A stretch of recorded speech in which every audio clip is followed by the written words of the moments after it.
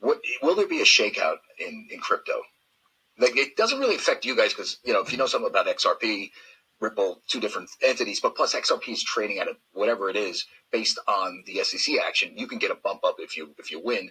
You're kind of, I guess, you're not going to be affected by the shakeout if there is one. Do you think there will be one? Well, look, the overall market today that, Munger and Buffett think isn't worth anything is worth $2 trillion. Yeah. And I think the likelihood that 5-10 years from now it's worth a lot more than that is extremely high. But I think that the whole industry will have some that fail because some of them I can't figure out what the utility is. What's the use case? Dogcoin.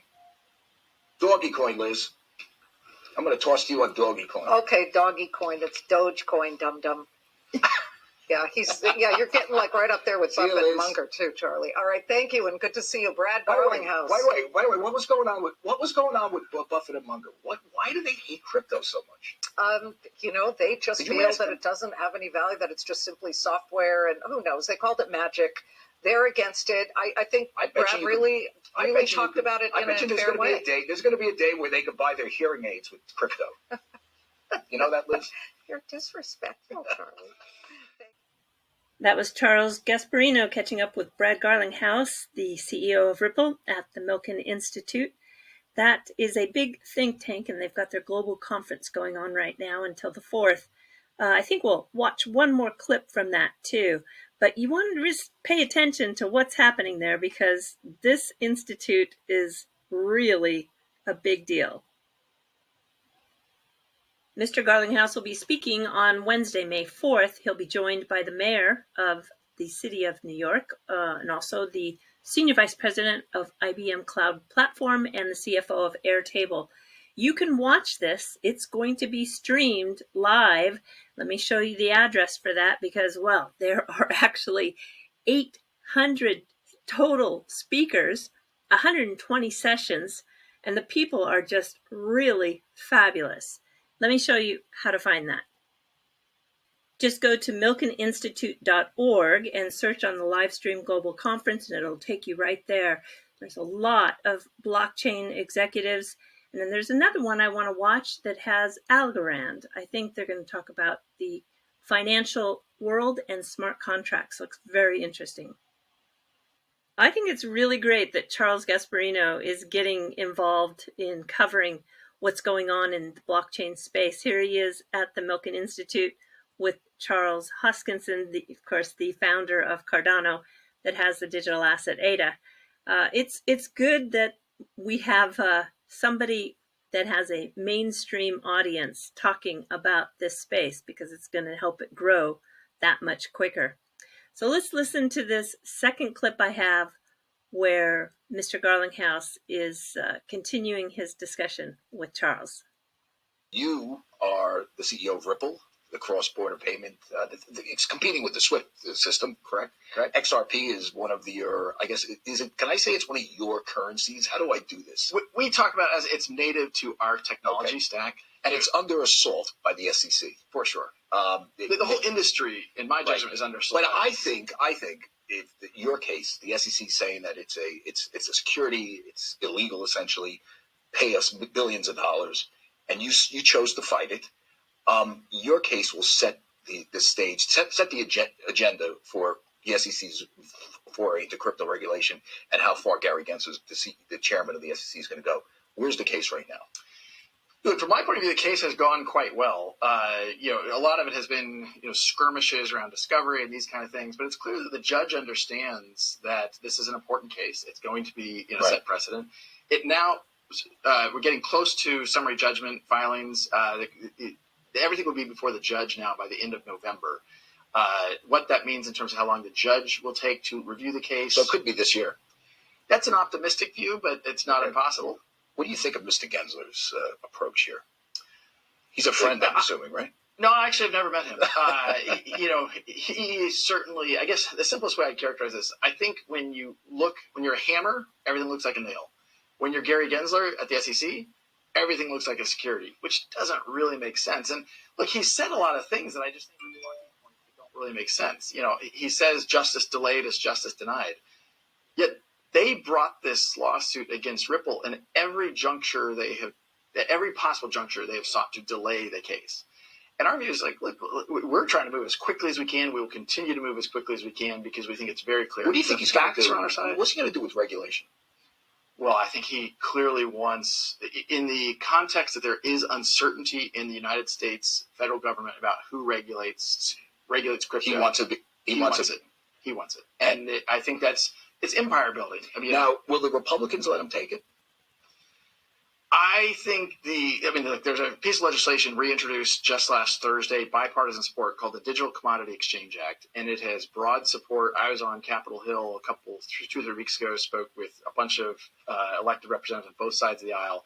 There's broad support that the CFTC needs to have a stronger voice here, and even the executive order that you and I have talked about before that Biden put out, it really calls for the SEC to work with the CFTC and other agencies. We have a great update coming from Ashish Birla, the GM of RippleNet. If you're an XRP holder, RippleNet reached $15 billion in annualized payment volume. So ODL, which is on-demand liquidity, this is the solution that Ripple brings where it bridges 2 different fiats and cross-border remittances, grew 8 times. And the Asian Pacific region is one of the biggest contributors. The total ODL volume in Q1 was over 1 billion. It now has 25 payout markets. That's up 3 more markets. So we've got markets live like Singapore, Malaysia, Poland, Indonesia. I was surprised to see Indonesia. Thailand, just to name a few. And now so many people say to me in the comments, well, if all this ODL is happening, why don't we see any price action? Let me put it into perspective for you. Here is the value shown in trillions of US dollars. This is the total cross-border payment forecast for 2022.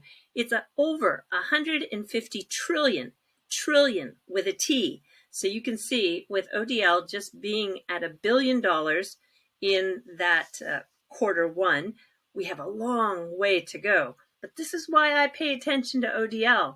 I pay attention to see how many markets open up. I pay attention to how many countries are putting the regulations in place so that ODL can be put into those payment rails that have been laid down all over the globe. This is a growing product. It shows you the upside. It shows you the potential.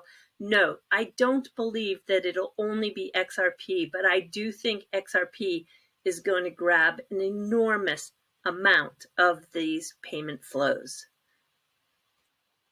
If you saw my video yesterday, you saw that the Ripple Singapore office is trying to help South Korea craft and shape their regulatory framework for cryptocurrency. And look what came out today. New South Korean Treasury Minister nominee wants to delay crypto taxes for 2 years. And there is a huge appetite for cryptocurrency in South Korea. And I think that the white paper that Ripple co-authored to help the government move forward in a positive fashion maybe has having a little bit of impact. I hope so, because they do have RippleNet rails in this country, and it would be great to see the use of the digital asset XRP for their payment flows. So as the payment flows increase, you can see the size of the market is just huge. And eventually, all of that liquidity is going to make an impact on the XRP supply. But I'll say it one more time, we have a long ways to go. And taking a quick look at the market before we jump into the fluff, you can see that Algorand is leading the top 100 by market cap, followed by Helium, the Graph, and Icon. But let me tell you why Algorand is up nearly 20%. The announcement a few hours ago is that Algorand is going to become the official blockchain of FIFA, empowering their technology. It was announced at the Milken Institute, and you can just imagine the amount of business that is going to flow over this chain. Think about the NFTs. Okay, we're officially jumping to the fluff, and we're going to talk about a new Shinkansen, which is the bullet train in Japan that is going to take people and their dogs on a vacation. Yes, first, this is the train that you can take from Tokyo to Karuizawa. And I want to show you how fast it goes. This is a real example of the Shinkansen passing through the station. Here, take a look at this. This is pretty fun.